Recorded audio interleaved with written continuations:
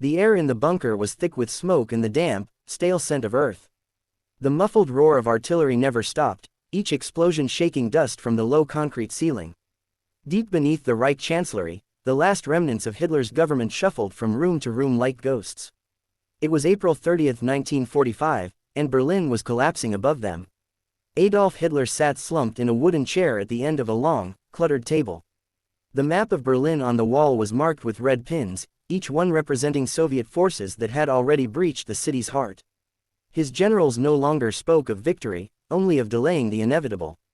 The man who once commanded armies across Europe now stared at the floor, his hands trembling from age, illness, and something deeper, the knowledge that his empire was dying. Eva Braun entered quietly, dressed in a plain dark dress, her hair neatly set as if they were preparing for a formal dinner instead of the end of the world. She carried 2 small cups of tea. Without speaking, she placed one in front of him. He gave her the faintest nod, but his eyes never lifted from the table.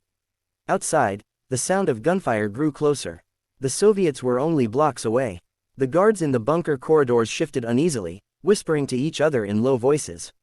They knew their leader had made his decision, he had said as much the night before. "I will not be captured like Mussolini," he told them, paraded through the streets like a trophy. In the conference room, Joseph Goebbels, the propaganda minister, delivered a final report. His voice was steady, but his words carried no hope. "The Russians will be here by nightfall," he said. "The outer defenses are gone. There will be no relief." Hitler simply nodded, as if Goebbels had confirmed something he already knew. He had long stopped believing in the phantom armies his commanders promised. Now, his world had shrunk to these gray concrete walls and the people inside them. After the meeting, he asked for Martin Bormann, his private secretary. Together they went over his last will and testament.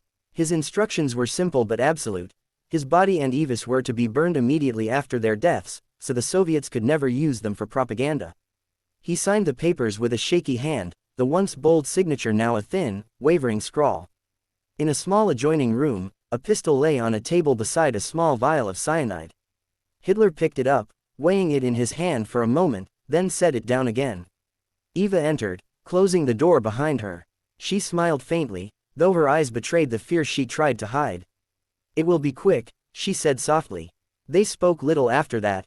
There were no grand speeches, no rants about betrayal, just silence, broken only by the distant pounding of artillery. Hitler paced slowly around the room, pausing now and then to glance at a portrait of Frederick the Great hanging crooked on the wall. Eva sat on the sofa, smoothing the folds of her dress. Finally, he stopped and faced her. "Are you certain?" he asked. "I am," she replied. He handed her the vial of cyanide. She took it without hesitation. He, in turn, picked up the pistol and sat beside her.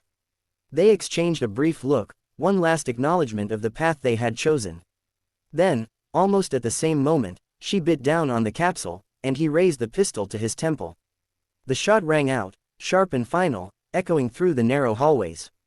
Guards outside the room flinched but did not enter. When they finally did, minutes later, they found Hitler slumped sideways on the sofa, blood staining the armrest. Eva lay beside him, her body still, her features calm as if she had fallen asleep. There was no time for mourning. Following his orders, the guards quickly wrapped the bodies in blankets and carried them up the narrow staircase to the Chancellery garden. Above ground, the air was choked with smoke and the acrid smell of burning buildings. Shells fell close by, throwing up fountains of dirt and debris. In the shallow pit already prepared, the bodies were placed side by side. Jerry cans of gasoline were emptied over them, soaking the blankets and clothing. One of the officers struck a match, and within seconds, flames rose high, curling black smoke into the gray Berlin sky. The small group of witnesses stood in silence as the fire consumed what remained of the man who had brought the world to war. They knew the Soviets were close, they could hear the shouting of Russian soldiers somewhere beyond the ruined streets. The fire was both an act of destruction and of concealment, an attempt to erase the final image of the Führer from the victors' hands.